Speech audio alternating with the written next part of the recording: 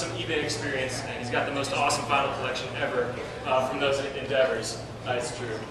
And so he's really well connected in the music scene here in Indianapolis, and I think nationally. I've witnessed it firsthand. It's pretty impressive. But he's going to talk about Musical Family Tree, and I'll get it set up while Jeff takes the stage. Let's welcome Jeff. Family Tree, which is not a startup. It's a website that's been going since 2004. It's actually how I started my business, Smallbox. Building this by myself and with a buddy. And I'm going to walk you through kind of like how it got going, and then I'm going to ask you for help. I'm going to ask you for ideas on how we can continue to grow this, how we can take this out of Indiana and make it national, how we can possibly use some of these coders here to give us ideas that can make this. Okay, so an ongoing experiment of using code to document Indiana music.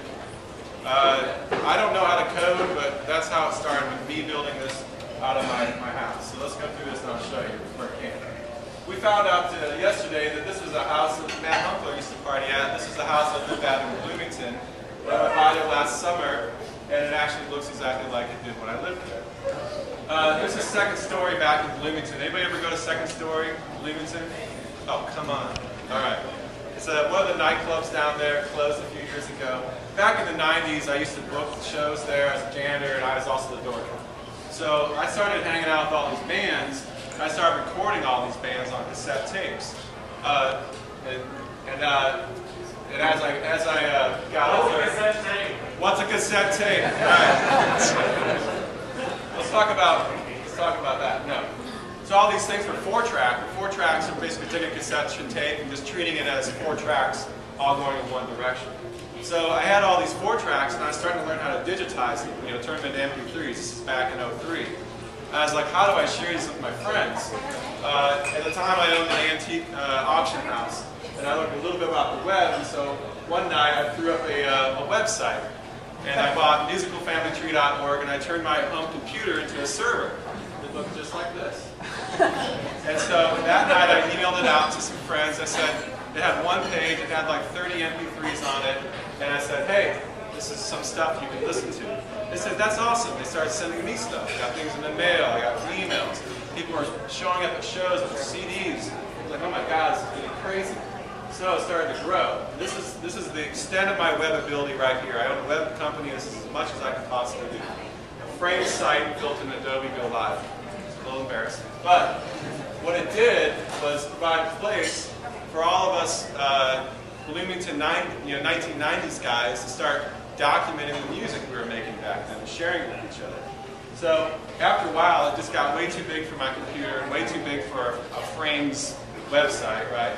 So my buddy Joe Downey, who's now my business partner, said, I think I can build it on a database system.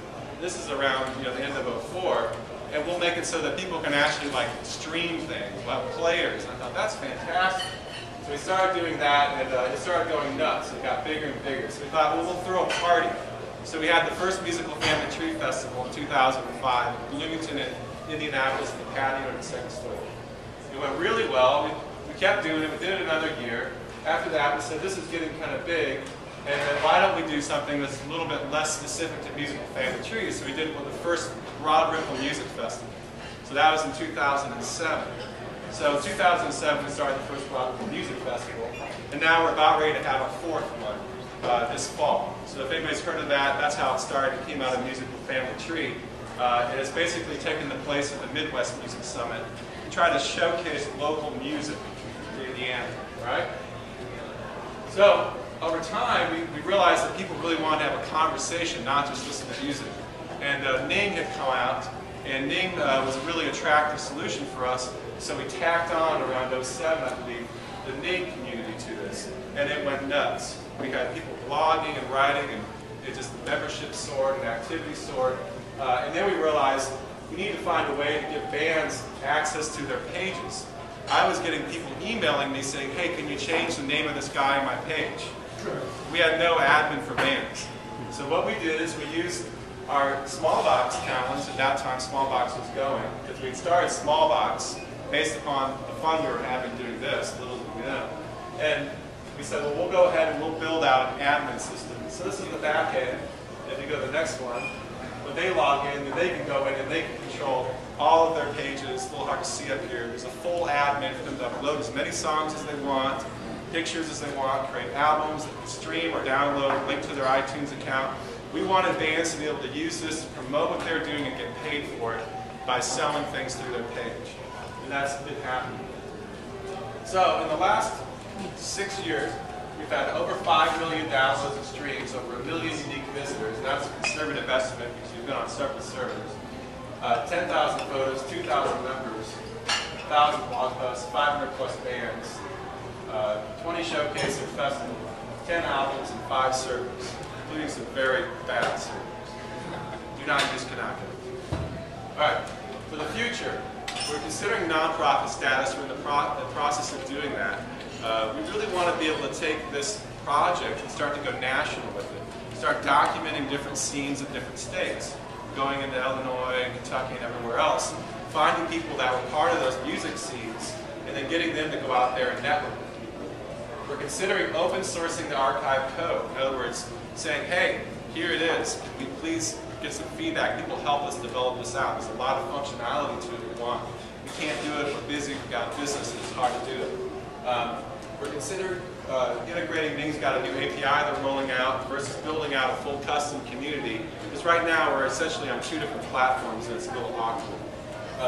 And we're also looking at a lot of different revenue streams, including tiered membership that have access to the full archive, including download, make your own playlists, things like that.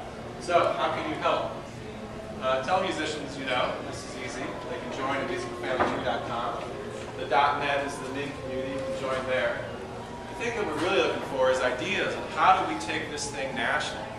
We really want bands to have a tool. Now that MySpace is dying, do they really need to go through this new iTunes 10 ping thing? Like, there's an open source tool to enable musicians and bands to be able to share their music. One of the things about Musical Family Tree is that it shows all the bands that are related to each other. We feel it's really important in the music scene for people to understand the context of the band. They don't just come out of the blue and they're contextual. So we're looking at that, looking at additional functionality, an iPhone app, and some HTML5 or mobile technology as well. So if anybody's interested in talking to me about this, we're looking to get ideas on the table and try to take this thing to the next level. There may even be some money involved, to be honest, at some point.